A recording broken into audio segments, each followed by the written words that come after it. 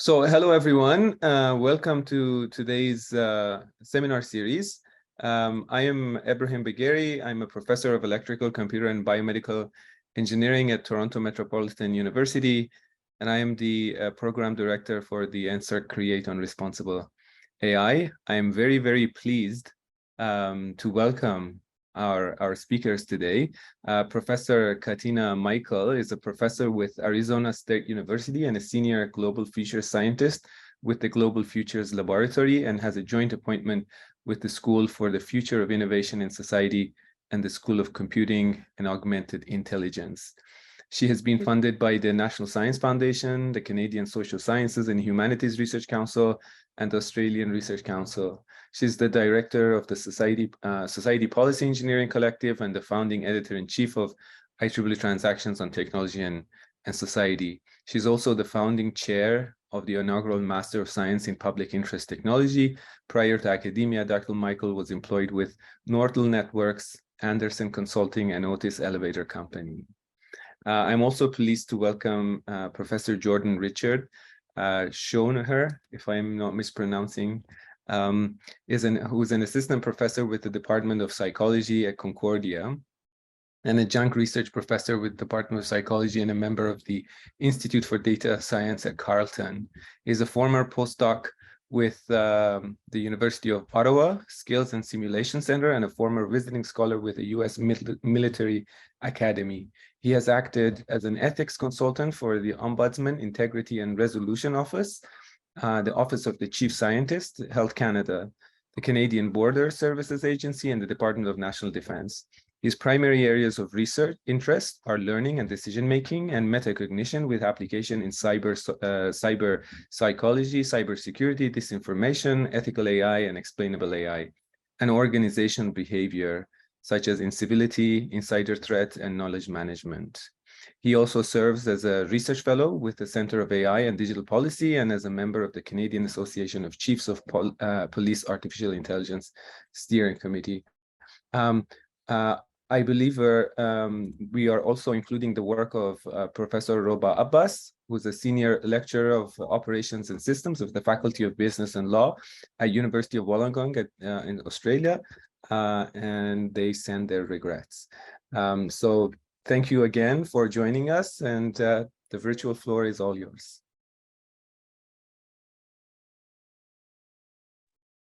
Well, it's great to be with you all this evening.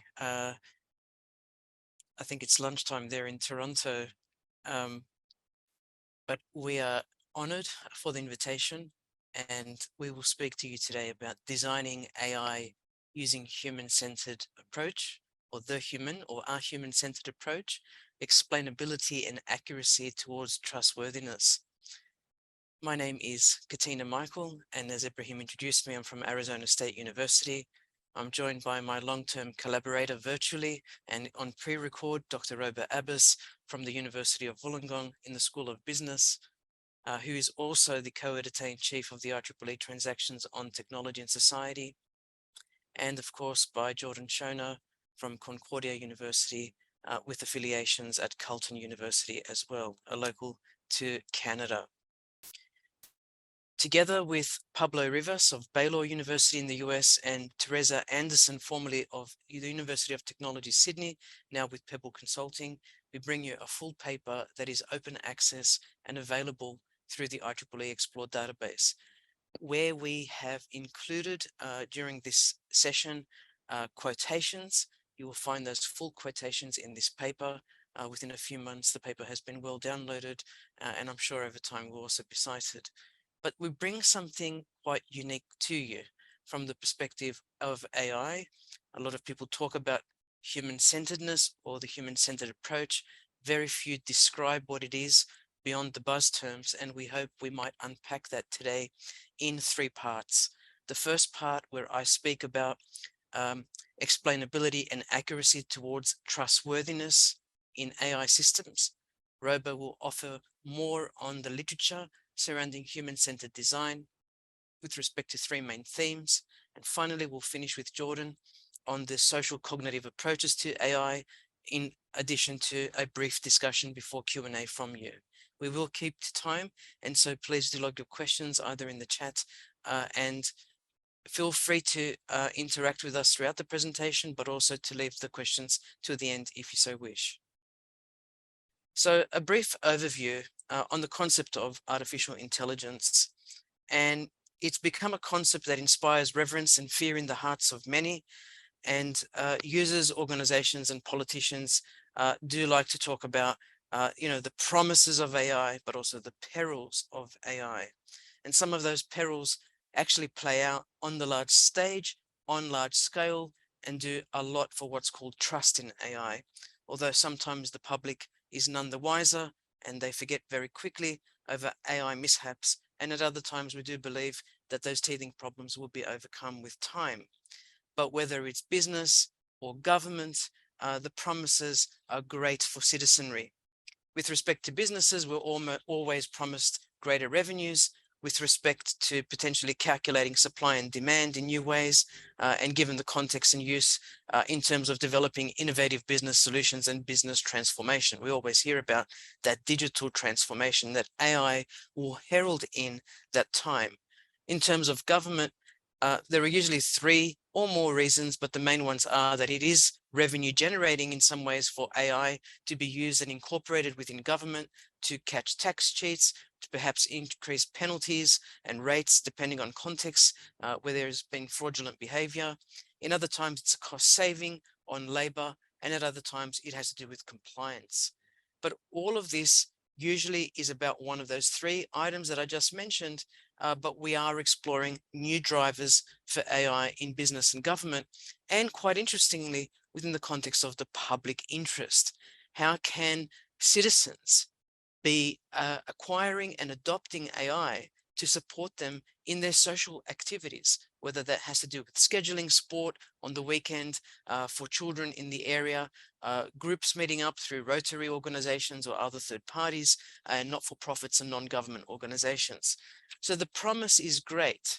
And the question is, how will these systems develop in terms of explainability and accuracy, and how do we maintain that human-centeredness throughout? So with that, once we've touted those benefits, we also see a lot of vulnerabilities with respect to AI and challenges, and some of those vulnerabilities include poorly written algorithms, the use of poisoned or incomplete or skewed training data sets that really marginalize the already marginalized individuals. So we're talking about vulnerable communities here. The use of geolocation data to determine tariffs that negatively affect the customer. Discrimination based on someone's gender or predicted sexual orientation. Failures of cybersecurity leading to leaks in confidential and sensitive information of data subjects. So all of these are known vulnerabilities, but there are challenges as well. How do we better test AI systems with existing data sets so that we know that they're working correctly in a vast array and diverse contexts? The lack of alignment between algorithm design and the designated system's goals or objectives, and that's a big thing when we're talking about socio-technical systems. What are those goals or objectives? And it can't be making more money or reducing costs. There has to be a real human goal and objective behind our orientation to introduce new technology. I would rather hear personally of goals such as a reduction in poverty rather than catch those poor tax cheats. These are better goals to frame in the affirmative sense, and then we could have those flow-on effects that we talked about a moment ago to do with cost savings, revenue generation, or compliance. So the goal has to be one that is real and not based on monetary terms. I'll stress that throughout the presentation. The embedded biases in the data are also challenges. For example, if more males who of a particular race are placed behind bars and incarcerated, what does that do to the algorithm? Should we be using that data to actually train data sets when we know potentially that will place Black ethnic minority groups or other minority groups on the back foot before you have even begun with regards to AI predictive analysis?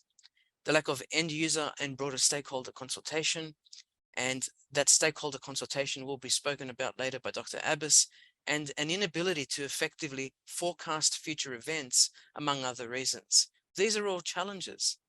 We can say that AI can help us predict, but do we say that those events will actually unfold?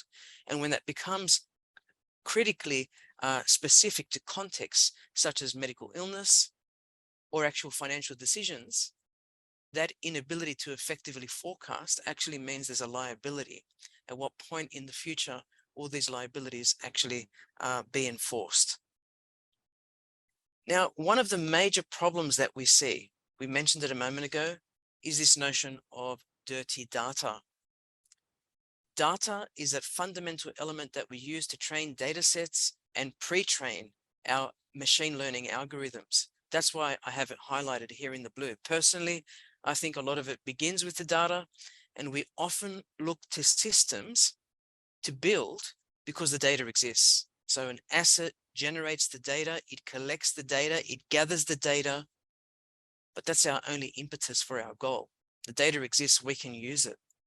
The question then becomes, what are those applications in society that we do need critically, and how do we gather that right data?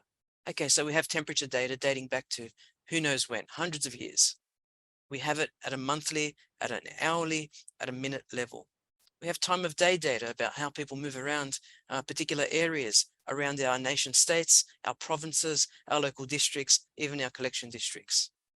The question then becomes, how do we collect the data that we require, and how do we ensure, to begin with, that the data that's being collected is not dirty? Already we are seeing third-party applications such as Snapchat and many other social media platforms using AI clients to create users who are really de facto data annotators and data labelers. It's quite interesting to see young boys, for example, interact. I was driving a vehicle of about 6 children not long ago, and we were all talking about the perils and the benefits of AI. And they were using Snapchat at the time of the travel. And it became known to me during this time that Snapchat is actually using children as annotators. How does that happen? An AI client comes up, a child is taking a snap, they do this thing called streaks, where they send each other images for 250 days straight, and they don't miss a beat in doing that. But in so doing, using their AI client, they're pushed to information to actually respond with. So the push might well be, is this a banana? Or is this a chair? And the child innocently will reply, no, this is my car, this is where I am, this is what I'm doing, this is a beach, this is the sun, this is a tree, this is a dog, this is, Joe down the street. Quite interestingly, as we continue to refine labels of objects, we are using free labor, and I would call it subscriber work, to actually annotate and label. How ethical is that is another question, but we're here to talk mostly in this slide about the 3 different areas. We can have data issues, design and algorithmic issues, and implementation and interpretability issues. All of these issues do stem and start to multiply when they build one on top of the other. If we start with the data, is the data dirty? And most data scientists that have been surveyed by Kaggle, for example, in 2017, think categorically dirty data is their single biggest burden. Well, how do we clean that up? How do we ensure our AI and machine learning systems are based on clean data, data that is accurate, data that we have received the consent of individuals to gather, data that is appropriately being used in a design of an algorithm and executed properly, and that which can be interpreted, that which once implemented actually means something. So for those who don't know, data annotation requires that we label data to ensure that objects are recognizable to machines. So if I hold up a pen, it knows it's a pen after being trained. If I played a sound of a horn of a car in a congested area, the machine learning algorithm begins to understand and differentiate between what is a horn and what is perhaps a glass breaking. Data labeling, on the other hand, is about adding more information or metadata to a piece of data to better train the ML model. And this is when we're talking about the use of children in labeling and many others, for example. So this is time consuming and expensive to clean data. I used to work in the field of GIS, Geographic Information Systems, and anyone who's dealt with address data or any type of quantitative data or data to do with customer records knows what I'm talking about. We used to estimate between 40 and 50% of data sets on average, with about 8 million records, for example, was dirty. But over time, we are finding strategies to overcome this. So a few definitions to go back to the title of this presentation, looking at 2 dimensions, explainability and accuracy, towards this notion of trustworthiness in AI systems. We also here have bolded the word transparency. How is transparency linked to explainability? So explainability is associated with the notion of explanation as an interface between humans and a decision maker that is at the same time both an accurate proxy of the decision maker and comprehensible to humans. This is a definition proposed by Arrieta et al. After surveying 400 or so articles. It is about understanding why an AI succeeds or fails, how it uses information provided by data subjects, and how it makes decisions and more. Trustworthiness, on the other hand, remains grounded in objective criteria, and those criteria can be identified as efficiency, speed, reliability, and accuracy. But at the same time, trustworthiness also requires subjective beliefs in the security and performance of the AI. So trustworthiness is a complex topic. Both objective criteria and subjective beliefs are necessary. Predictive accuracy may be instituted using machine learning. It may come sometimes at the expense of our ability to access the knowledge within the machine. So it might well be accurate, but I may not know and be able to explain how I came to that outcome. So there is a huge tie between these 2 dimensions of explainability and accuracy. In terms of transparency, the basic elements of data and decisions must be available for inspection during and after the use of the AI. If a user has access to their data or can see how a decision is made, then there's a degree of transparency. But if I can't get into the data, it's said not to be transparent. We can actually call that a black box. So if I look at the 2 dimensions here, which is in the title of our paper, explainability and accuracy towards trustworthiness, let's for a moment consider a financial application. Let's say I want to invest in shares, and I use an AI to predict which shares I should devise my money and divide my money between. So data should always be accurate. Those are the variables that we often rely on to make a calculation. These must be accurate. And then on the right hand, you can see all of these dimensions, some of which Dr. Abbas will talk about in a moment, such as explainability and more. And while some researchers have suggested that there is an accuracy explainability trade-off, we claim both are important to the success of any AI. Some people claim, well, if it's accurate, who cares about the explanation? I just trust the system. It's trustworthy. It's proven itself time and time again. But when it comes down to critical situations such as medical illness predictions, not only would you want to know, perhaps, how it has devised a potential predictor, perhaps some disease that may happen, but you want to know that the medical data that is stored on you is actually accurate. So we can see that there may be 1 or more dimensions we can fill this page with, and it's not really a trade-off. It's not a zero-sum game here. We are not saying accuracy versus explainability. We are saying we require all of these dimensions to be working together towards trustworthiness. Let's take a very fundamental example. I say to a system, as I sit in front of it as a human, I trust you, machine, algorithm, and data. Really? What is this notion of trust if not personification?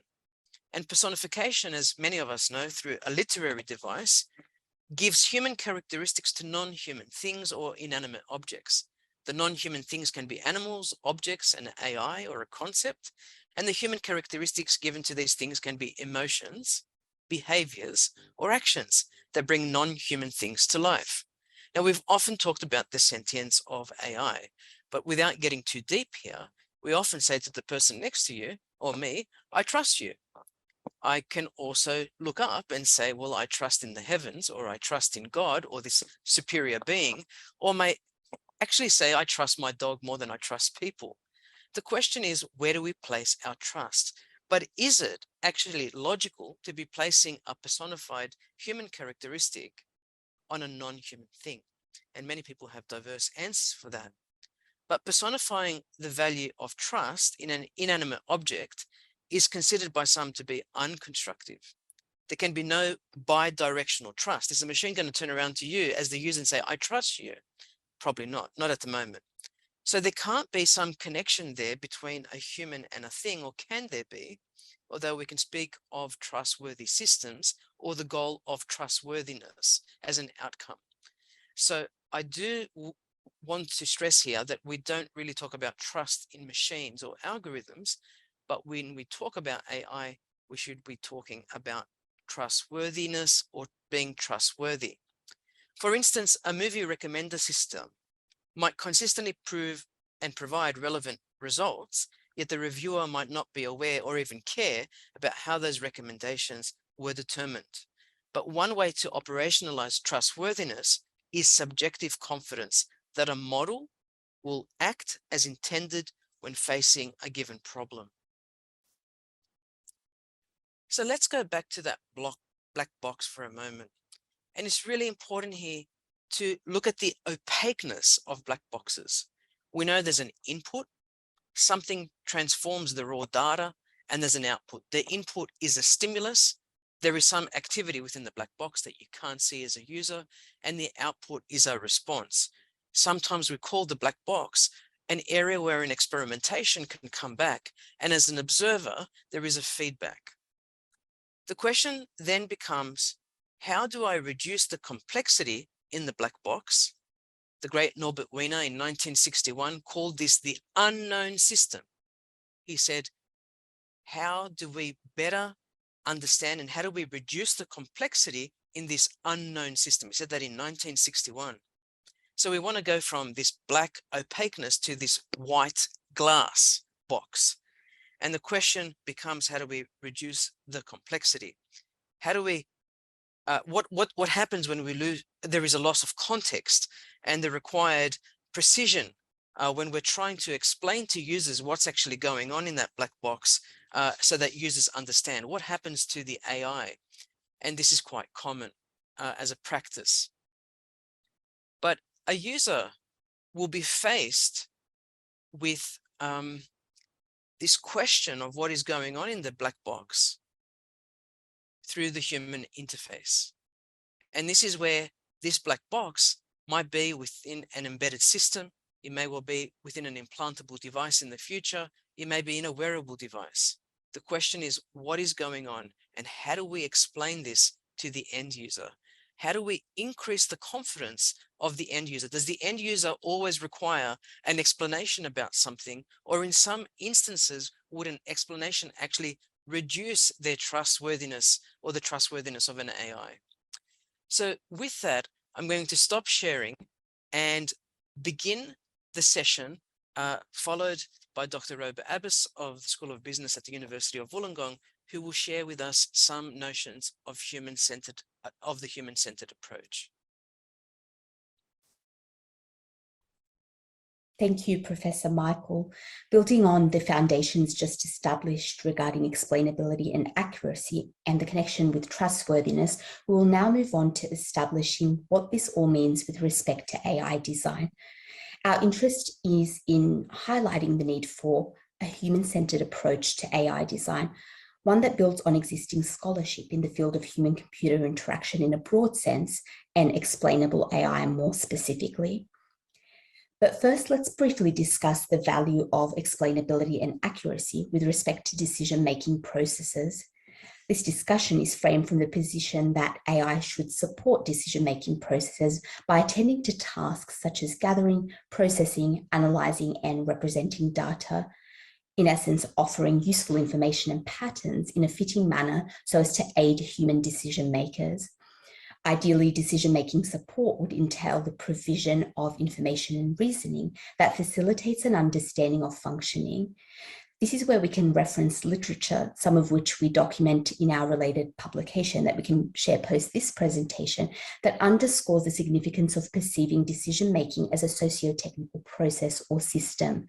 From this perspective, so from the socio-technical perspective, we are effectively endeavoring to explore and understand the interface between the social and the technical elements. That is, related studies tend to emphasize the empowerment of the decision maker through the use of AI, as opposed to removing the human completely from the loop. This directly relates to our discussion of explainability and accuracy and the linkage with trustworthiness. For instance, if the human is out of the loop, this may impede our ability to attain explainability and accuracy toward trustworthiness. This is indeed a challenge, as when we consider the primary objective or goal of explainable AI, it is apparent that trustworthiness is often regarded as a key socio-technical system objective.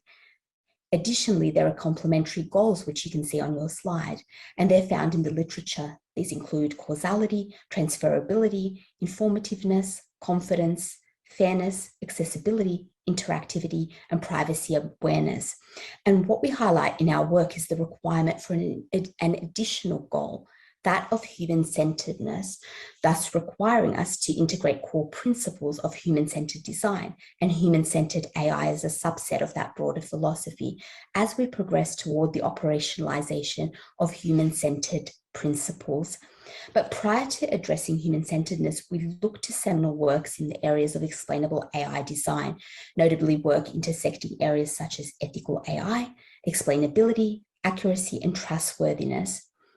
From our review of the literature, it's evident that there are many complex factors, dimensions, and considerations pertaining to explainable AI design, and these draw on diverse disciplinary perspectives.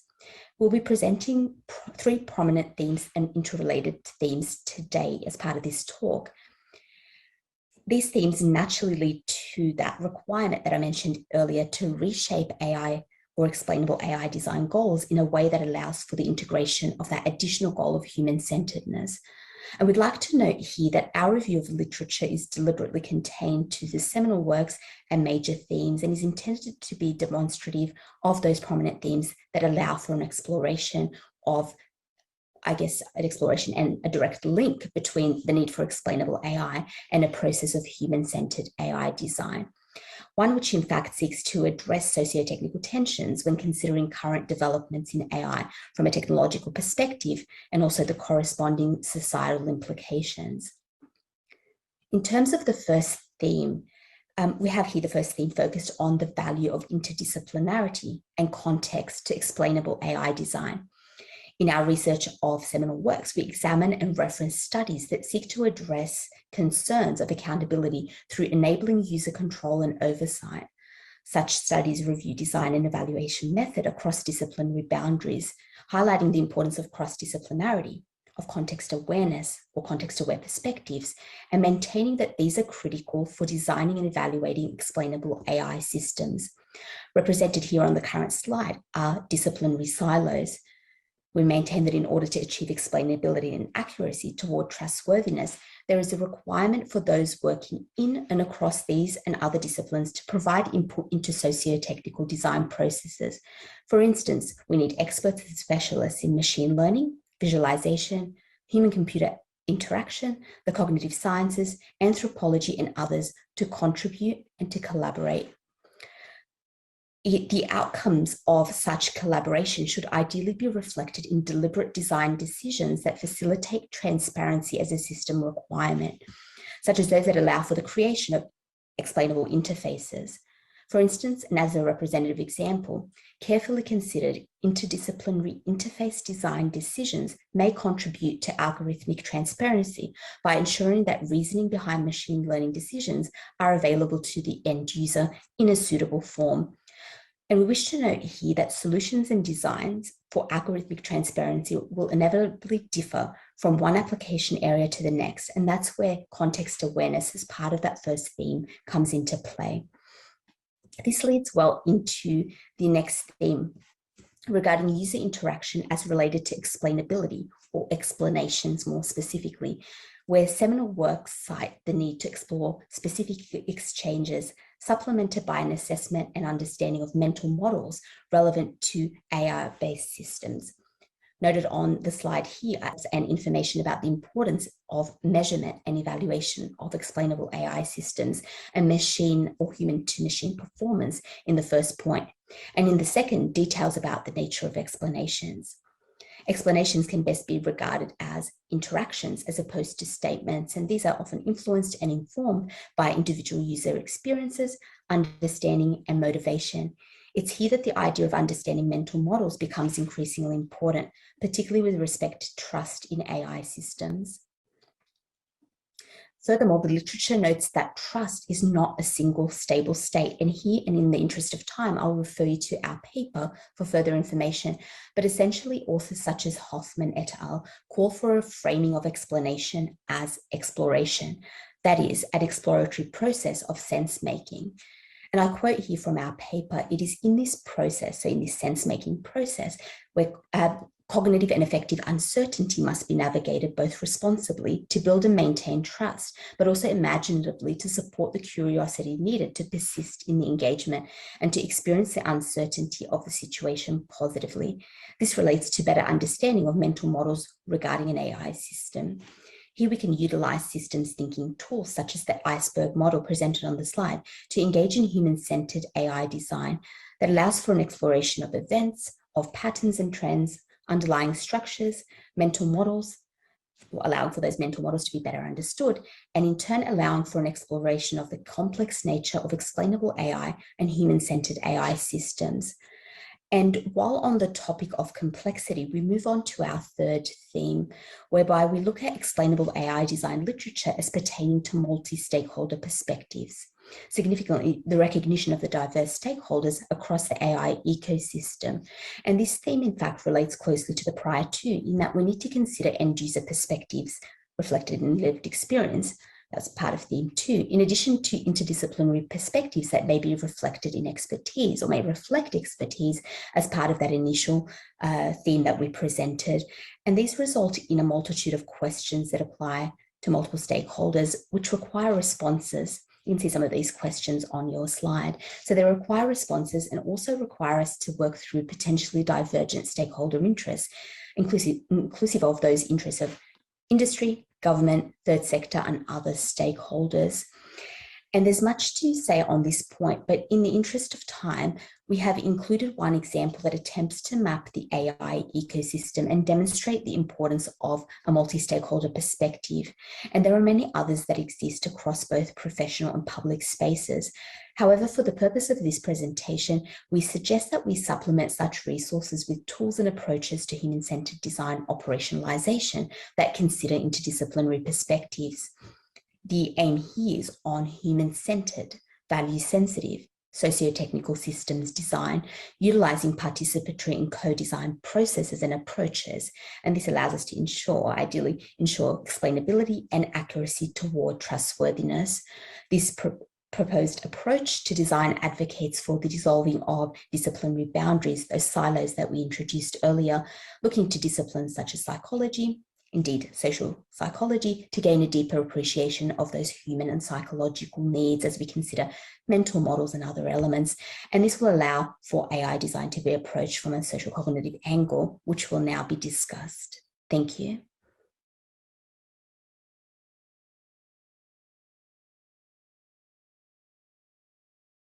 When it comes to understanding social cognition of design, there's a number of different resources that we can draw upon. The first, of course, goes back to old school perceptual research, where a guy by the name of J.J. Gibson came up with this idea of perceptual affordances. J.J. Gibson's notion was a radical departure from what people had discussed at the time in terms of perception. He thought an affordance was an interactional property that emerged as a consequence of an individual living with some kind of material object. Now, that idea is a little bit too loosey-goosey for operationalization. So a lot of other cognitive psychologists came along, most notably Donald Norman, who again has written quite extensively on the psychology of design, and made affordances into a much more concrete representation. So we can think of this as the functional properties that are assigned to an object. Last year, I published a book that looks at the ethics of artificial intelligence from an interdisciplinary perspective. So I'm going to talk to you a little bit about that framework right now. In terms of affordances, I try to identify 3 different types that you can think of. The first is what you think of as the technical affordances. And so when you're talking to someone that's an expert, a designer, that let's say understands something about coding, et cetera, they're really thinking about the technical affordances of the system. They're primarily focusing, I'd say, exclusively on that. When you think potentially more about a user and what they're looking at, then you can bring in this notion of a functional affordances. They're more interested in understanding how they're going to interact with the object, what it can do for them, et cetera. The final dimension that I think people are becoming much more aware of with respect to this movement towards ethical AI and explainable AI are the social and ethical affordances of a system. And this is, of course, where things get tricky. Again, we live in theory in an objective world. For the most part, we rely on intersubjective agreement about what people can and can't do, what isn't the case about reality. And this is where we get to the social and ethical divide here. So we talk about social affordances. This really relates to the social categories that define a society. And therefore, this can become quite complex very quickly. Different societies may share different social categories. In other words, we're talking about protected categories, who may deserve some form of affirmative action, who's being discriminated against. That all depends on the categories that you have that you're using to classify people. And that can become more problematic if 2 individuals or 2 groups do not share the same set of social categories. You can contrast that quite sharply with the idea of an ethical affordances. An ethical affordance is something that is systematic. It is about ethics, it's about rationality. It ideally should be something objective that we could talk about, in contrast to something like subjective morality. Again, we could have a whole lecture on that. I'm not going to get into that. But the reason why we need to be interested in this is, again, from a cognitive psychologist perspective or cognitive science perspective, when you interact with an object, you're engaging in what we call cognitive offloading. In other words, you become dependent upon that object. It performs a set of operations for you. And this is where that notion of trust comes into play. In other words, are we trusting the system to a certain, to the appropriate amount? And again, objectively, of course, what would that be? That would be, again, studies of accuracy and reliability. But of course, most people don't have access to that information. They're going to get that information through intermediaries. So they're going to focus on experts and how experts have validated a particular approach. So again, we're going to try to dive into some of those topics. Again, first, a big step back here. When it comes to understanding systems design, we really need to think about a basic distinction that we use in cognitive science. So we talk about 2 different types of learning and decision-making systems. Contemporary research wants to be agnostic about this, so we tend to call these system 1 and system 2 types of operations. So type 1 systems are what most people would call as unconscious systems or automatic systems. They tend to be fast and they require few cognitive resources. These systems have an important vulnerability. They can actually learn extremely complex multidimensional categories. So as an example, if you saw a bird fly through the sky, you'd instantaneously categorize it as a bird. The problem is this system needs feedback within 2.5 seconds. If it doesn't get it, it's not going to learn. The other major problem, of course, is that these representations that we have in our head are what we call cognitively impenetrable. We may not be aware that they're there. We may not be aware of their properties because ostensibly they're non-verbalizable. You can contrast those learning systems, what we call type 2 systems. Type 2 systems are slow, they're deliberate, they tend to be what people would call conscious, and they require a lot of mental resources. So things like attention and working memory, which are distributed neuroanatomical regions that work together. So when we talk about cognitive psychology, we're really talking about functional systems, not neuroanatomical regions per se. Now, why is this important? This is important because when a user is interacting with any kind of design, we really need to ask ourselves which one of these types of systems is coming into play here. And we know that humans can be extremely vulnerable when it comes to interaction with systems. Why? Because you and I tend to default to what we call type 1 systems or system 1. In other words, we assume that, due to humans, encountering novel features of their environment, they want to free up these cognitive resources. We want to rely on automaticity whenever we can. And this becomes a problem when we look at things like design. So a number of studies are out there that have suggested, as an example, when people are presented with end user license agreements or privacy statements when you're downloading, let's say, an app, maximum amount of time people tend to pay is around 73 seconds. And people have gone in, they've done the computations based on the average reading time, based on the number of pages in a privacy document. Essentially you'd need your lifetime to actually go through all the privacy statements that you're presented with. So in other words, it's not realistic to assume that users have actually gone through these statements. Instead, they're relying in theory on trust, that the app has been put there by a reliable developer, that it's distributed through an app store by someone that's also reliable, and potentially that it's going to be tweaked and modified by people that are reliable as well. We also see this sort of vulnerability happen in a very different setting. So if you think about things like social media, we know there's significant problems with the spread of disinformation. Why? Because people are sucked in by clickbait. They tend to read the headlines. They tend to spread them around without really thinking deeply about them either. And that's especially true of affectively valenced headlines. And so when we're thinking about systems design, we need to take that into consideration. And you'll have recognized this since we've all lived through COVID-19. Instagram, Facebook, they all tried to slow us down a bit by asking you, do you want to share this information? Do you actually trust it? So that's at least one basic limited attempt at trying to slow down this information sharing process. This also can be related to, unsurprisingly, to the science of heuristics and biases. Now, again, this is a whole other domain in and of itself. There are different camps here. I'm just going to talk about what heuristics are in general, though. Perhaps the most well-researched and well-funded research program comes from Amos Tversky and Daniel Kahneman, which won Kahneman the Nobel Prize in Behavioral Economics. And so what they've done is gone through and listed all the ways that we're susceptible systematically to certain kinds of information.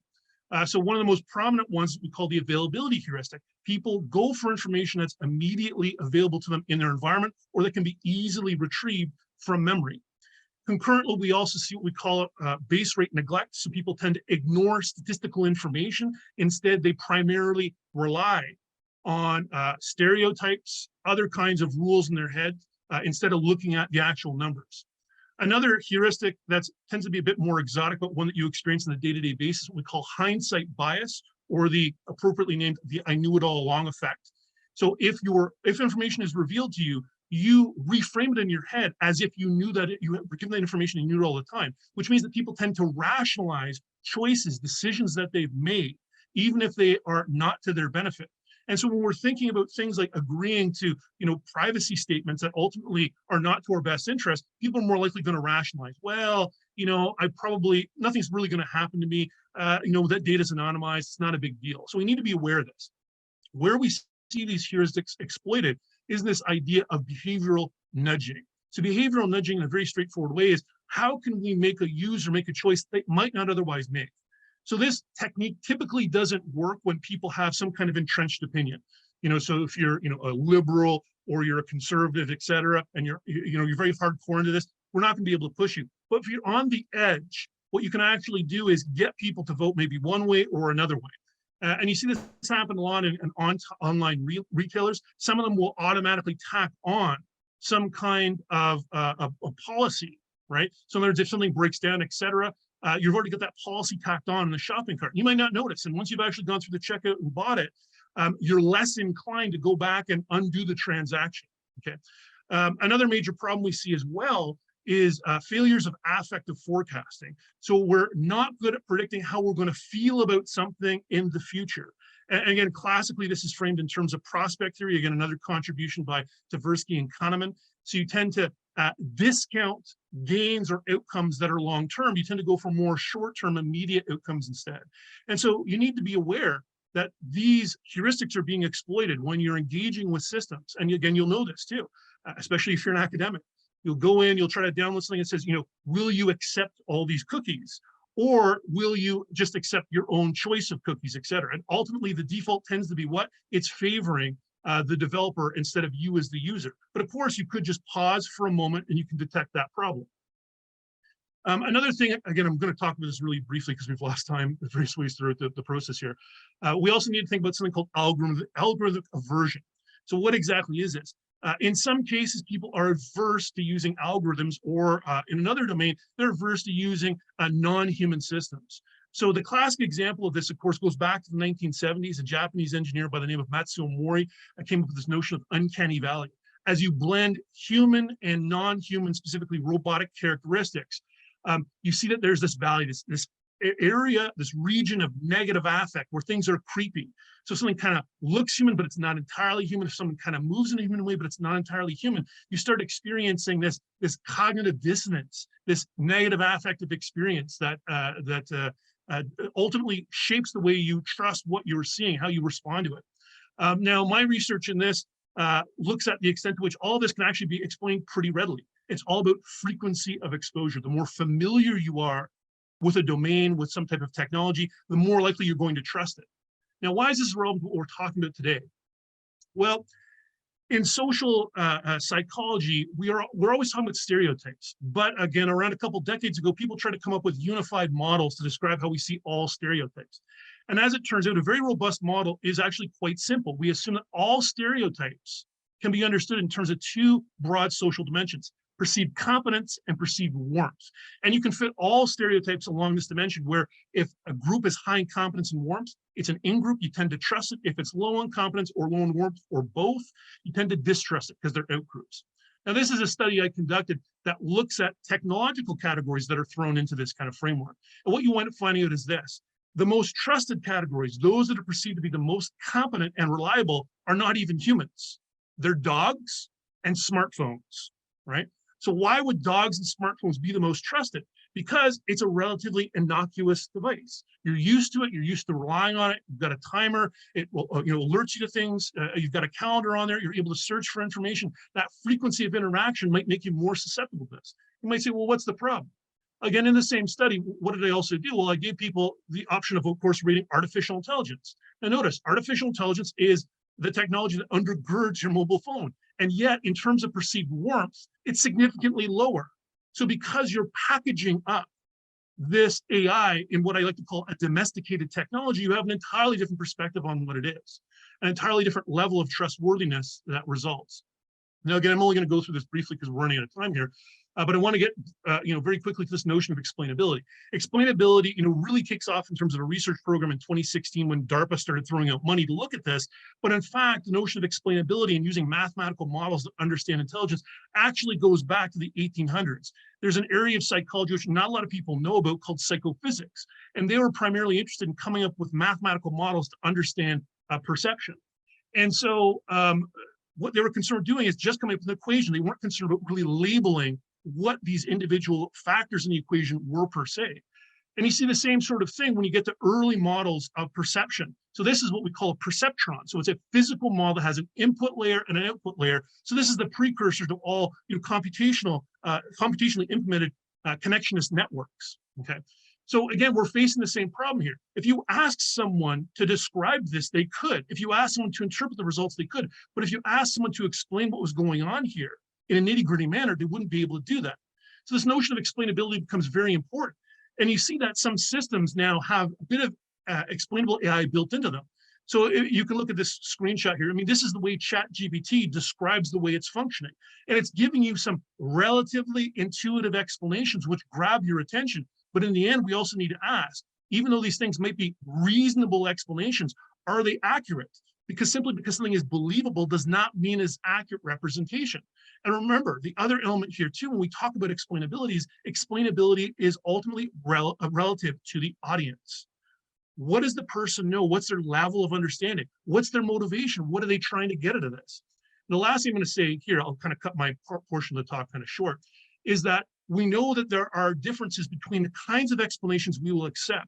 So I've got a few papers floating around in various stages of peer review that look at this. We give people explanations that are mechanistic, that are functional, or that are intentional. And what we wind up finding out was, regardless of the validity of the explanation, people prefer mechanistic explanations to functional explanations. That's where they look, okay? But if you give someone a scenario, they tend to default to look at the functional explanations because that makes sense to them. But if you present a scenario where a system fails, then they start defaulting to look for mechanistic explanation. So it's not the function where there's a problem, right? Overall, the function is not performing as it should. So what they do is they shift downward and they start asking about what is going on mechanistically. And then I'll just finish on this note here. This is where this idea of a socio-technical system comes into play. Ultimately, it's about mapping out the relations between people and technology, because at one given point, people and technology aren't together. They represent as two different things in a joint ecosystem. But over time, what happens is through joint interaction, people start becoming dependent on these technologies. And that's in psychology where we talk about things like distributed or extended cognition. After a time, you're so used to offloading your cognitive processes onto these external systems, you no longer try to develop those competencies and skills yourself. So going back to one of the themes where we started that Katina mentioned, you see this with things like ChatGPT. It may be that, in fact, writing will become an art form that very few people are capable of. Much like, photography replaced painting, you might see the same kind of thing happen with ChatGPT, replacing a lot of people's ability to write academic papers. So I'll let Katina finish up. Thank you for listening to my portion of the talk. Thank you so much, Jordan. That was riveting. And to Dr. Abbas, thank you. I think Ibrahim and Calvin will pass back to you. Thank you very much. This was very, very, very interesting. So thank you very much.